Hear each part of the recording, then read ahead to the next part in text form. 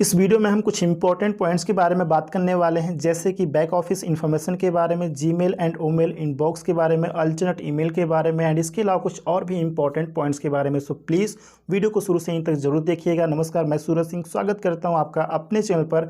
And अगर आपने अभी तक इस चैनल को सब्सक्राइब नहीं किया है तो चैनल को सब्सक्राइब करके बेल आइकन को ऑल पर जरूर प्रेस कर लीजिए ताकि सभी वीडियोज़ की नोटिफिकेशंस आपको मिलते रहें। तो सबसे पहले हम बैक ऑफिस इन्फॉर्मेशन को समझ लेते हैं। उम्मीद है कि आपने चेक कर लिया होगा। अगर आपने अभी तक चेक नहीं किया है तो ओ फाउंडर बैक ऑफिस को चेक कीजिए।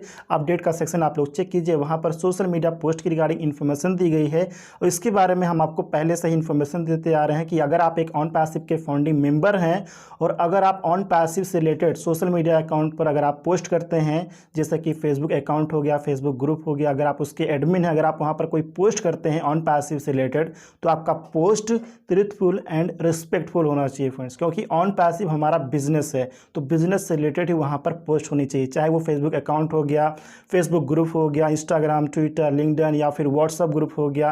कहीं भी अगर आप पोस्ट करते हैं ऑन पैसिव से रिलेटेड तो आपका पोस्ट रिस्पेक्टफुल होना चाहिए फ्रेंड्स। ऐसी वैसी चीज़ें आपको वहाँ पर पोस्ट नहीं करनी है। सोशल मीडिया अकाउंट पर किस प्रकार की पोस्ट नहीं करनी है इसके बारे में बैक ऑफिस में इंफॉर्मेशन दिया गया है। आप इसको अच्छे से पढ़ सकते हैं, समझ सकते हैं। सिंपल सी बात है फ्रेंड्स कि अगर हम बिजनेस कर रहे हैं तो हमारे सोशल मीडिया अकाउंट पर बिजनेस के रिगार्डिंग ही कंटेंट होना चाहिए, पोस्ट होना चाहिए। ऐसी वैसी चीज़ें वहाँ पर नहीं होनी चाहिए। मतलब स्पेशली अगर आप ऑन पैसिव से रिलेटेड कोई पोस्ट कर रहे हैं सोशल मीडिया अकाउंट पर तो वहाँ पर मिक्स नहीं होना चाहिए। ऑन पैसिव के रिगार्डिंग यानी कि बिजनेस के रिगार्डिंग ही आपका पोस्ट होना चाहिए। इस बात का आप लोग ध्यान रखिए फ्रेंड्स। इसके अलावा हम नेक्स्ट पॉइंट को समझ लेते हैं, जीमेल एंड ओमेल इनबॉक्स को। जी हाँ फ्रेंड्स, जैसा कि आप सभी जानते हैं कि 24 नवंबर से पहले जिन्होंने ओकन को परचेज किया था तो उनका सब्सक्रिप्शन एक्सटेंड हो चुका है, मतलब उनके सब्सक्रिप्शन में 30 डेज ऐड हो चुका है। और इसके रिगार्डिंग मैंने एक कंप्लीट वीडियो भी बनाया था यस्टरडे शाम को, उम्मीद है कि आपने देखा होगा और एक्सटेंशन की रिगार्डिंग आपने सभी चीज़ों को चेक किया होगा। इसके अलावा एक्सटेंशन की रिगार्डिंग आप अपने registered alternate email inbox and अपने रजिस्टर्ड ओमेल इनबॉक्स को भी चेक कर सकते हैं। यहाँ भी आपको एक्सटेंशन की रिगार्डिंग कंप्लीट इन्फॉर्मेशन मिल जाएगी।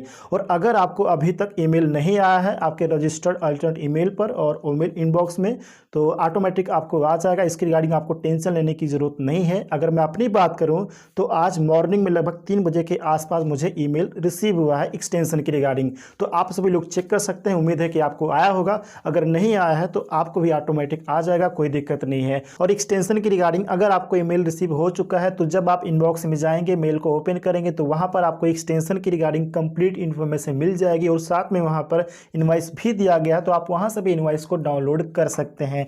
इसके अलावा अगर हम अल्टरनेट ईमेल की बात करें तो आपके इकोसिस्टम के साथ जो आपका रजिस्टर्ड अल्टरनेट ईमेल एड्रेस है तो ये आपका ईमेल एड्रेस एक्टिव है कि नहीं, इस बात को आप लोग अगेन चेक कर लीजिएगा फ्रेंड्स। आप सभी जानते हैं गूगल के इनएक्टिविटी पॉलिसी को। गूगल के इनएक्टिविटी पॉलिसी के अकॉर्डिंग आज यानी कि 1 दिसंबर 2023 से गूगल इनएक्टिव अकाउंट को डिलीट करना स्टार्ट कर देगा।